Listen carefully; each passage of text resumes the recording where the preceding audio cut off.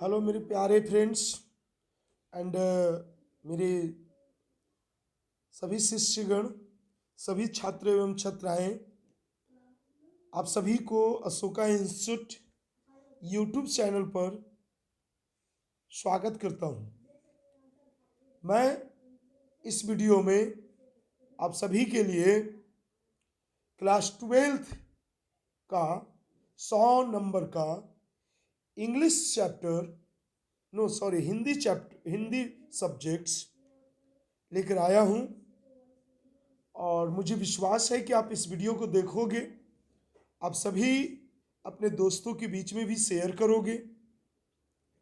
So important 100 objectives type के question है, तो अवश्य देखें वीडियो को, समझें। तो स्टार्ट किया जाए वीडियो को।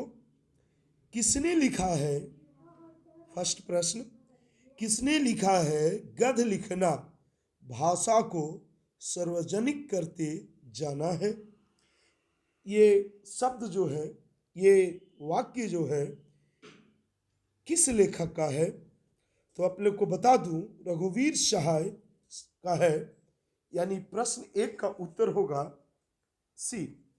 बालकृष्ण भट्ट ने मोटा मोटी कुल कितने निबंध लिखे हैं? तो लगभग बालकृष्ण भट्ट ने जो लिखे हैं निबंध, तो 1000 के लगभग, यानी प्रश्न संख्या 2 का उत्तर होगा ए। उसने कहा था कहानी आचार्य महावीर प्रसाद द्विवेदी द्वारा संपादित पत्रिका सरस्वती में कब प्रकाशित हुई? तो उसने कहा था, चंद्रधर शर्मा गुलेरी जी इसके लेखक हैं। तो मैं बता दूं कि सरस्वती पत्रिका में कब ये छपी थी, प्रकाशित हुई थी? तो याद रखेंगे जून 1915, यानी प्रश्न संख्या 3 का उत्तर होगा सी। किन विषयों पर गुलेरी जी ने लेखन किया है? चंद्रधर शर्मा गुलेरी ने किन विषयों ने लेखन किया है, किन विषयों पर? तो आप प्राच्य विद्या इतिहास, पुरातत्व, भाषा विज्ञान, समसामयिक विषय, उपयुक्त सभी। तो मेरे प्यारे, उपयुक्त सभी होगा। गुलेरी साहब ने सभी प्राच्य विद्या, इतिहास, पुरातत्व, भाषा विज्ञान, समसामयिक विषय, तीनों सभी चीज़ों पर लिखे हैं। यानी प्रश्न संख्या 4 का उत्तर डी होगा। प्रश्न संख्या 5, 1965 में समाज सेवा के लिए मैग्सेसे सम्मान किसे मिला था? तो 1965 में मैग्सेसे सम्मान जयप्रकाश नारायण साहब को मिला था। प्रश्न संख्या 5 का उत्तर सी होगा। जयप्रकाश नारायण का जन्म कहाँ हुआ? तो जयप्रकाश नारायण ये बिहार के थे और इनका जन्म जो है सितारा दियारा, यानी प्रश्न संख्या 6 का उत्तर होगा सी। किस पाठ की पंक्ति है, कामनी तो अपने साथ यामिनी की शांति लाती है? यह अर्धनारीश्वर जो राष्ट्रकवि रामधारी सिंह दिनकर जी द्वारा रचित है ये, और इसी पाठ से संकलित है। कामनी तो अपने साथ यामिनी की शांति लाती है। अब हम लोग नेक्स्ट प्रश्न की ओर चले। अर्धनारीश्वर का किस विधा से संबंधित है? यानी अर्धनारीश्वर कौन सी विधा है? तो याद रखेंगे अर्धनारीश्वर एक निबंध है। यानी 8 प्रश्न का उत्तर होगा ए। दिनकर को कौन सा पुरस्कार मिला है? तो दिनकर जी को पद्म भूषण, पद्म विभूषण, पद्मश्री, पद्म, तो पद्म भूषण पुरस्कार से नवाजे गए हैं। यानी 9 प्रश्न का उत्तर 9वां का ए। किस पाठ में आया है? दोपहर में उस शून्य आंगन में पैर रखते ही मुझे ऐसा जान पड़ा मानो उस पर किसी शाम की छाया मंडरा रही हो। तो ये रोज सच्चिदानंद हीरानंद बादशाह जी के द्वारा रचित है। रोज, और ये रोज से ही ये पंक्ति है कि दोपहर में उस शून्य आंगन में पैर रखते ही मुझे ऐसा जान पड़ा मानो उस पर किसी शाम की छाया मंडरा रही हो। तो ये रोज से संकलित है। तो मेरे प्यारे, आप ये सभी प्रश्न जो है अति महत्वपूर्ण प्रश्न है, और इसे देखें, समझें और दोस्तों के बीच में शेयर अवश्य करें और चैनल को सब्सक्राइब अवश्य करें। नेक्स्ट प्रश्न की ओर हम लोग बढ़ते हैं। तो नेक्स्ट प्रश्न में क्या है देखा जाए तो नेक्स्ट प्रश्न, भगत सिंह के पिता और चाचा किसके सहयोगी थे? भगत सिंह जो एक पत्र और एक लेख लिखे हैं, तो किसके सहयोगी थे? सुखदेव जी का। यानी प्रश्न संख्या 11 का उत्तर डी। भगत सिंह के पिता कितनी बार जेल गए थे? तो भगत सिंह के पिता जो है जेल गए थे अनेकों बार, माने अनेक बार। ओके। सदा नीरा किस नदी को निमित्त बनाकर लिखा गया है? तो गंडक नदी को निमित्त बनाकर लिखा गया है। यानी 13वां प्रश्न का उत्तर होगा बी। वसुंधरा भोगी मानव का धर्माध मानव एक ही सिक्के के दो पहलू है, ये ओ सदा नीरा से संकलित है। यानी प्रश्न संख्या 14 का उत्तर होगा ए। मोहन राकेश के कहानी संग्रह के नाम लिखे। तो मोहन राकेश की कहानी इंसान के खंडहर, नए बादल ये भी है, जानवर और जानवर एक और जिंदगी ये भी है, फौलाद और आकाश बारिश ये भी है। तो इसका 15वां का उत्तर होना चाहिए डी। किसने लिखा है नदी फौजी वहाँ नहीं, फौजी वहाँ लड़ने के लिए है, वे नहीं भाग सकते, जो फौज छोड़कर जाता है उसे गोली मार दी जाती है। तो ये किनका है? तो सिपाही की माँ से लिया गया है, मोहन राकेश द्वारा ये है लिखी गई है। नामवर सिंह को किस पुस्तक पर साहित्य अकादमी पुरस्कार मिला? तो नामवर सिंह को कविता के नए प्रतिमान, यानी प्रश्न संख्या 17 का उत्तर होगा ए। नेक्स्ट, ओम प्रकाश वाल्मीकि को कौन सा सम्मान प्राप्त हुआ? तो ओम प्रकाश वाल्मीकि जिन्होंने जूठन लिखा है, और इन्हें कौन सी पुरस्कार मिला? तो मैं आप लोगों को बता दूं, डॉक्टर अंबेडकर राष्ट्रीय पुरस्कार 1993, परिवेश सम्मान 1995 ये भी मिला है, जय श्री सम्मान 1996 ये भी मिला, कथाक्रम सम्मान 2000 ये भी मिला। यानी कि प्रश्न संख्या 19 का उत्तर होगा आपका डी। क्या होगा? डी। तो मेरे प्यारे, अब हम लोग नेक्स्ट प्रश्न की ओर बढ़ते हैं। तो प्लीज वीडियो को देखें, अच्छे लगे तो कमेंट अवश्य करें, कुछ सजेशन देना रहे। तो नेक्स्ट हम लोग बढ़ते हैं 20वां प्रश्न से आते हैं। 20वां प्रश्न में आखिर में किस चीज का वर्णन है और कैसा क्वेश्चन है? तो मल्यज का जन्म कहाँ हुआ था? मल्यज का जन्म कहाँ हुआ था? तो देखने का काम करें। तो मल्यज जी का जन्म जो हुई थी, मैं आप लोगों को बता दूं कि मल्यज जी का जन्म जो ये मयूई आजमगढ़ उत्तर प्रदेश। ओके। 20 का प्रश्न होगा, 20वां प्रश्न का उत्तर होगा सी। तिरिच बिस्खापर जहरीला लिजार्ड में कितने जहर होता है, मतलब कितना? तो याद रखेंगे काले नाग से 100 गुना ज्यादा। यानी 21वां प्रश्न का उत्तर होगा बी। उदय प्रकाश का जन्म कहाँ हुआ था? उदय प्रकाश जिन्होंने हमने बताया तिरिच लिखा है। और उदय प्रकाश जी का जन्म जो हुई वो सीता निवास वाराणसी उत्तर प्रदेश में हुआ। Okay, no no no no no no, ये सीतापुर अनूपपुर मध्य प्रदेश। ओके, यानी 22वां प्रश्न का उत्तर होगा सी, जय कृष्ण मूर्ति की इनमें से कौन सा रचना है। तो जय कृष्ण मूर्ति शिक्षा लिखे हैं, यानी 23वां प्रश्न का उत्तर होगा डी।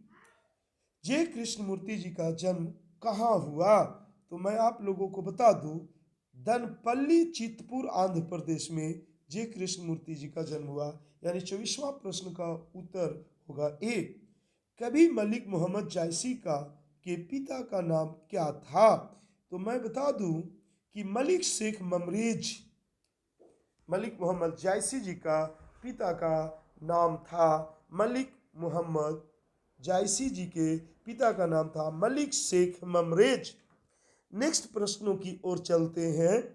सूरदास का निवास स्थान कहाँ था, तो सूरदास का निवास स्थान जो ऑप्शन देखा जाए तो ब्रज क्षेत्र में क्रमशः मयू घाट, वृंदावन एवं परसोली, यही होगा उत्तर। 26 का उत्तर होना चाहिए सी, सूरदास जो कृष्ण भक्त कवि हैं। नेक्स्ट, खाली जगह को भरे, कछु खात कछु धरनी गिरावत, निरखती नंद रनिया। तो ये यहाँ पर दोहे से संकलित है ये पंक्तियाँ। तो बताइए कि कौन सा तो सुंदरता होगा, रूप होगा, छवि। तो कछु खात कछु धरनी गिरावत, छवि निरखती नंद रानिया, यानी 27वां प्रश्न का उत्तर होगा सी। नेक्स्ट हम लोग आते हैं, किस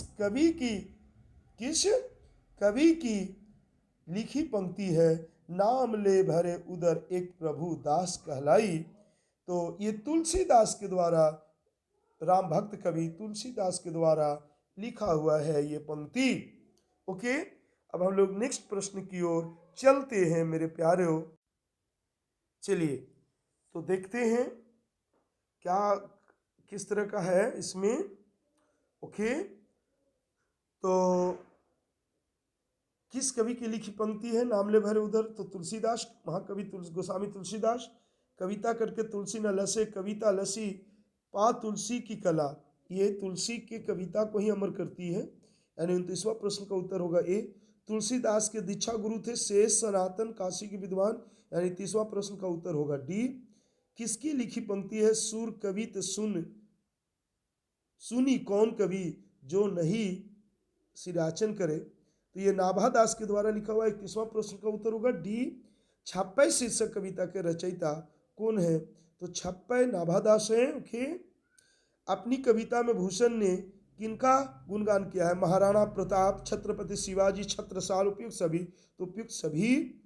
भूषण कवि के आश्रयदाता कौन थे, छत्रपति शिवाजी, शिवाजी के पुत्र साहू जी, पन्ना के बुदेन राजा छत्रसाल, उपयुक्त सभी। तो सभी थे इनके आश्रयदाता, यानी डी होगा। कामिनी की नायिका कौन है, तो कामिनी की नायिका श्रद्धा है। और जयशंकर प्रसाद जी का जन्म कब हुआ, तो 1889 को हुआ। तो मेरे प्यारे, इस तरह से हमने आप लोगों को ऑब्जेक्टिव प्रश्न बता रहा हूँ, पढ़ा रहा हूँ, सिखा रहा हूँ कि चूंकि ऑब्जेक्टिव प्रश्न गलत होता है तो गलत हो जाता है बाबू, और सब्जेक्टिव जो है कुछ न कुछ आप लिख दोगे तो नंबर मिलता ही है। तो हमें विशेष रूप से ऑब्जेक्टिव प्रश्नों पर भी ध्यान देने की जरूरत है। अब हम लोग नेक्स्ट प्रश्न की ओर बढ़ते हैं। नेक्स्ट प्रश्न में क्या कहता है, किस प्रकार की क्वेश्चन आ रही है। तो नेक्स्ट प्रश्न हम लोग बढ़ते हैं। नेक्स्ट प्रश्न क्या है, किस तरह का है, तो देखा जाए मेरे प्यारों।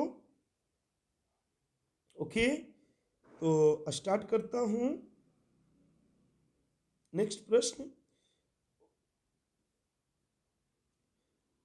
चलिए। तो सुभद्रा कुमारी चौहान की कविता की केंद्रीय और प्रमुख प्रेरणा क्या थी। 37वां प्रश्न, कल्पनानिष्ठ राष्ट्रीय भावधारा, यथार्थनिष्ठ राष्ट्रीय भावधारा, छायावादी भावधारा, प्रगतिवादी। तो सुभद्रा कुमारी चौहान की कविता की केंद्रीय प्रमुख प्रेरणा क्या थी? ओके, तो मैं आप लोगों को बता दूं कि यह अर्थात निष्ठ राष्ट्रीय भावधारा है, यानी 37वां प्रश्न का उत्तर होगा बी। नेक्स्ट हम लोग चलते हैं, दूसरा सप्तक प्रकाशन वर्ष 1951, 38वां प्रश्न का उत्तर होगा बी। किस कविता में ये पंक्तियां हैं? एशिया के, यूरोप के, अमेरिका के भिन्न भिन्न वासस्थान, भौगोलिक ऐतिहासिक बंधनों के बावजूद सभी और हिंदुस्तान, सभी और हिंदुस्तान, ये जन जन का चेहरा एक से है। ओके, इस कविता से ये उल्लेखित है ये पंक्ति। नेक्स्ट 40वां, किस पत्रिका के संपादन के कारण रघुवीर सहाय का नाम हुआ था? तो किस पत्रिका के संपादन के कारण रघुवीर सहाय का नाम हुआ, प्रसिद्धि मिली? तो मैं बता दूं कि दिनमान कविता। ओके, 40वां प्रश्न का उत्तर बी। किस कविता की पंक्ति है कि हर वो आदमी जो मेहनत कश लोहा है, हर वो औरत दबी सताई बोझ उठाने वाली लोहा है? तो ये किस शीर्षक से ये पंक्तियां हैं? प्यारे नन्हे बेटे। ओके, प्यारे नन्हे बेटे। नेक्स्ट, अशोक वाजपेयी किस काल के कवि हैं? तो मैं बता दूं अशोक वाजपेयी जो है ये आधुनिक काल के कवि हैं। नेक्स्ट प्रश्न, किस पाठ में आया है कि जैसे गिर गया हो गज दंतों को गवाकर कोई हाथी? तो ये गांव का घर से उल्लेखित है। रस्सी का टुकड़ा शीर्षक कविता के रचयिता कौन है? तो ये सबसे पीछे जो है आपकी किताबों में, दिवगंत का भाग 2 के सबसे पीछे किताबों में दी हुई है। तो गार्ड डी मोपाशा। 44वां प्रश्न का उत्तर होगा ए। नेक्स्ट, कलर की मौत, कलर का नाम क्या था? तो इवान दमिचित्र चेस्को। ओके, यही था। 45वां प्रश्न का उत्तर डी। उदंड। अब हम लोग व्याकरण की ओर चलते हैं। उदंड का विलोम क्या होगा? तो उदंड का विलोम आप देखते हो ऑप्शन, विनम्र, खुखार, कठोर, कर्कश। तो विनम्र होगा। उदंड मतलब विनम्र का, उदंड का मतलब क्या होता है? जो स्वभाव से खड़ूस होके। उसका ऑपोजिट होगा, विलोम होगा विनम्र, अच्छा स्वभाव।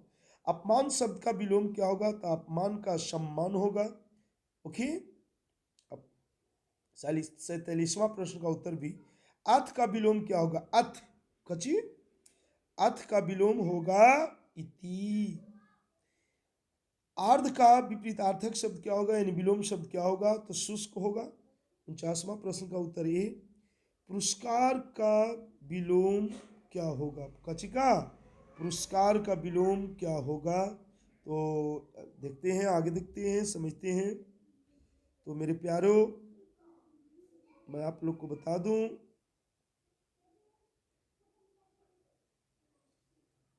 यश। तो स्टार्ट करता हूं कि किस चीज़ का पुरस्कार का विलोम होगा, क्या होना चाहिए? बोलिए तो आप लोग सोच सकते हो। पारितोषिक, कोप, कृपा, दंड। तो दंड होना चाहिए। और आप लोग के अकॉर्डिंग क्या होना चाहिए लिखिएगा कमेंट बॉक्स में। आलसी का विलोम किस चीज़ का? आलसी का विलोम क्या होगा? तेजस्वी, विनम्र, परिश्रमी, उद्यमी। तो क्या होना चाहिए? परिश्रमी होनी चाहिए। ज्ञात का विलोम क्या होगा? क्या चिका? ज्ञात का विलोम क्या होगा? तो ज्ञात का विलोम अज्ञात होगा। ओके, अनुराग का विलोम क्या होगा? विराग होगा। ओके, करुण, करुण का विलोम होता है, करुण का विलोम क्या होगा? दया, निष्ठुर, क्षमा, क्या होना चाहिए? बोलिए आप लोग। कृपा क्या होना चाहिए? तो मेरे प्यारो करुण यानी निष्ठुर होना चाहिए। ओके, नेक्स्ट, प्राचीन का विलोम क्या होगा? तो प्राचीन अवार्चीन होगा। ओके, नेक्स्ट, गणतंत्र का विलोम क्या होगा? तो गणतंत्र यानी क्या होना चाहिए? राजतंत्र होगा। पृथ्वी का पर्यायवाची शब्द भूमि, मिट्टी, पताल। तो पृथ्वी का भूमि होगा।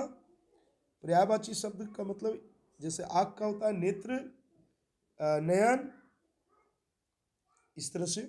नेक्स्ट, आकाश का पर्यायवाची शब्द क्या होगा? नभ, गगन, अंबर, कि इनमें से सभी। सोचिए कुछ होने का,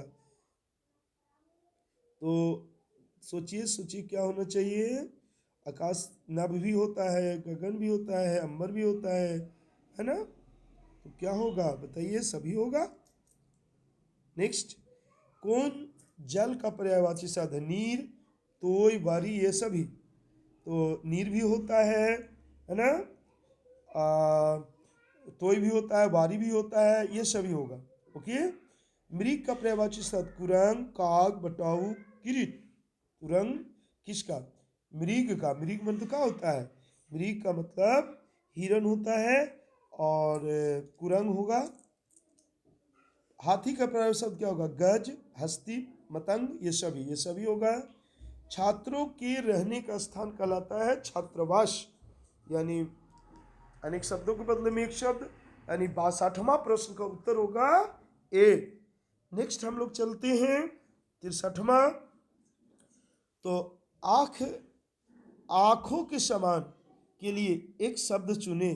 आँखों के समान, नहीं, आँखों के सामने, सॉरी, आँखों के सामने, तो प्रत्यक्ष, सिंपल उत्तर। स्वीकार करने योग्य क्या होगा?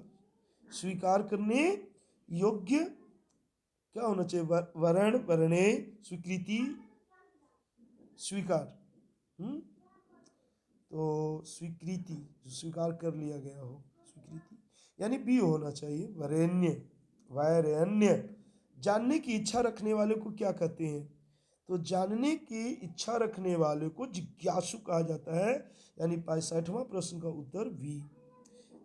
जिसके दर्शन प्रिय माने जाए, तो क्या होना चाहिए? प्रिय दर्शन होगा। क्या होगा?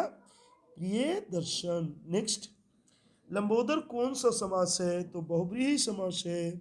लंबा है उदर जिसके, अर्थात गणेश। 67वां प्रश्न का उत्तर सी। तो मेरे बाबू, अगर वीडियो अच्छी लगे तो प्लीज चैनल को सब्सक्राइब करें। नेक्स्ट, हाथ पैर कौन सा समास है?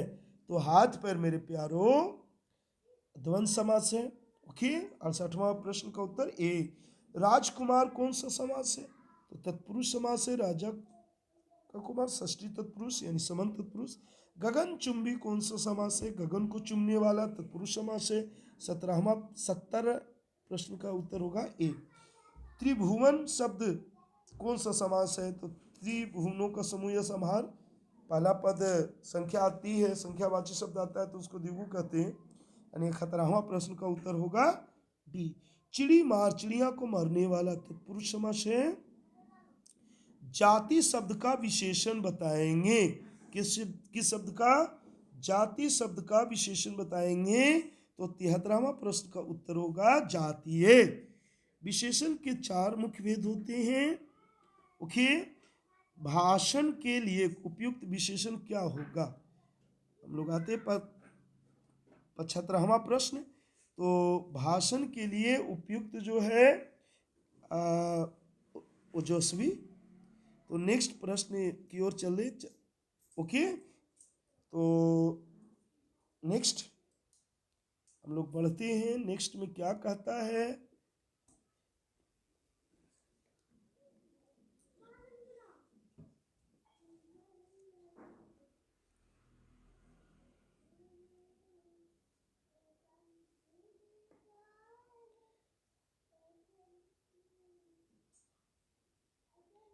तो मेरे प्यारे, वीडियो का अवश्य देखें।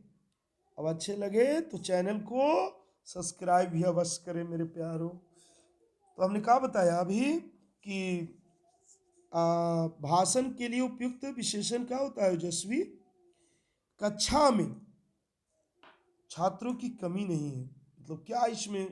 बड़े, छोटे, बौने, आलसी क्या होनी चाहिए? बोलिए। तो आलसी होगा, यानी कि कक्षा में आलसी माने उपयुक्त शब्दों को फिलअप करना है।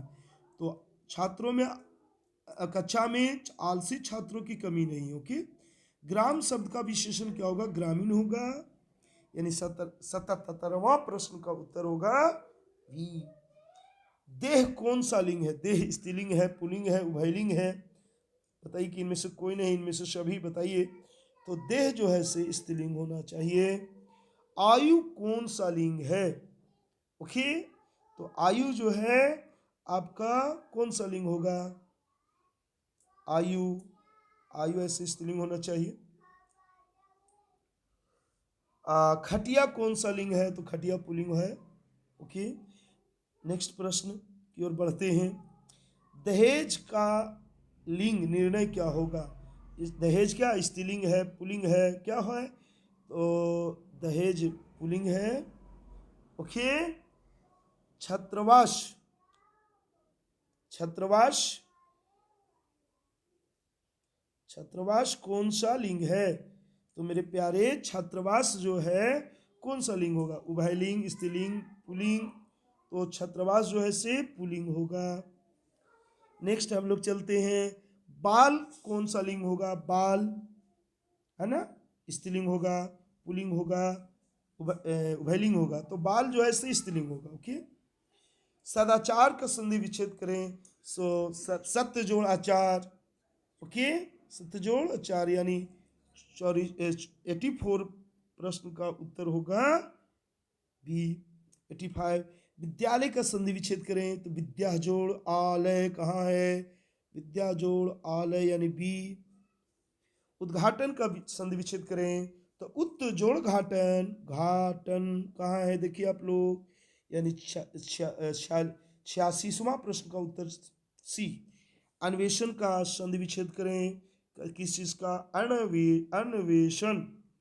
तो अन्वेषण का संधि विच्छेद क्या होगा? अनु जोड़ एशन यानी सी उत्तर। जगदम्बा का संधि विच्छेद करें। तो जगत जोड़ अम्बा कहाँ पर है? जगत जोड़ तय हलंत होना चाहिए बी। 89 बेईमान शब्द में उपसर्ग, उपसर्ग कहाँ लगता है? किसी भी शब्द के पहले। तो बेईमान क्या होगा? ईमान होता है मूल शब्द यानी बे होगा। नेक्स्ट, सुकर्म में कौन सा उपसर्ग है? यानी सु है, पहले लगा हुआ है उपसर्ग। निष्कासन में उपसर्ग बताएं। कच्ची में निष्कासन। तो निष्कासन जो है क्या होगा बताएंगे? तो निश। ओके, नी और दंती सा हलन। अपमान में कौन सा उपसर्ग है? अप कहाँ है? डी। अभियोजन शब्द का उपसर्ग बताएं। तो अभी यानी 93 का उत्तर होगा बी। प्रकाशित में कौन सा प्रत्यय है? तो प्रत्यय कहाँ लगता है? किसी भी शब्द के पीछे जुड़ता है उसे हम लोग कहते हैं प्रत्यय। पीछे जुड़कर उसके अर्थ को बदल दे। ओके, तो प्रकाशित में जो है कौन सी? इत है। प्रकाश प्लस इत। प्रकाश जो है मूल शब्द है, इत लगा तो प्रकाशित हो गया। विभागीय शब्द कौन शब्द? विभागीय शब्द में प्रत्यय है। तो विभाग प्लस ई और य कौन वाला? ई भी होगा। जुर्माना में प्रत्यय बताएं। जुर्माना, जुर्म प्लस कच होना चाहिए आना। ओके, बी होगा। नेक्स्ट, मधुरिमा में प्रत्यय बताएं। मधु जोड़, मधुर जोड़ ईमा, ईमा है कहीं? यश, डी। त्रिलोक शब्द द्विगु, तीन लोगों का समूह या समाहार। जो स्त्री अभिनय करती है तो उसको क्या कहते हैं? तो जो स्त्री अभिनय करती है उसको बोला जाता है क्या चीज? तो उसे जो बोला जाता है बाबू बता देता हूँ, अभिनेत्री। ओके, 99 का प्रश्न का उत्तर होगा क्या होगा? सी होगा। कुर्सी शब्द कौन सी संज्ञा है? तो कुर्सी शब्द जो है से जातिवाचक संज्ञा है। कौन संज्ञा है? जातिवाचक संज्ञा है। ओके, तो मेरे प्यारे इस तरह से हमने 100 ऑब्जेक्टिव प्रश्न, इंपॉर्टेंट प्रश्न को लाया। तो प्लीज वीडियो अच्छे लगे तो लाइक अवश्य करें, चैनल को सब्सक्राइब मेरे बहादुर लोग अवश्य करो। ओके, और दोस्तों के बीच में शेयर करना मत भूलें, बेल आइकन का बटन प्रेस करना मत भूलें। तो आज मैं, चूंकि मैं दिन भर फ्री हूँ, तो सभी बच्चों को हैप्पी दिवाली और दिवाली को ढेरों शुभकामनाएं, बधाई देता हूँ। तो आपका अशोका सर इस वीडियो के साथ विदाई लेते हैं। नेक्स्ट वीडियो में मैं फिर आप सभी के लिए इम्पोर्टेंट प्रश्न लाऊंगा। तो बाय बाय।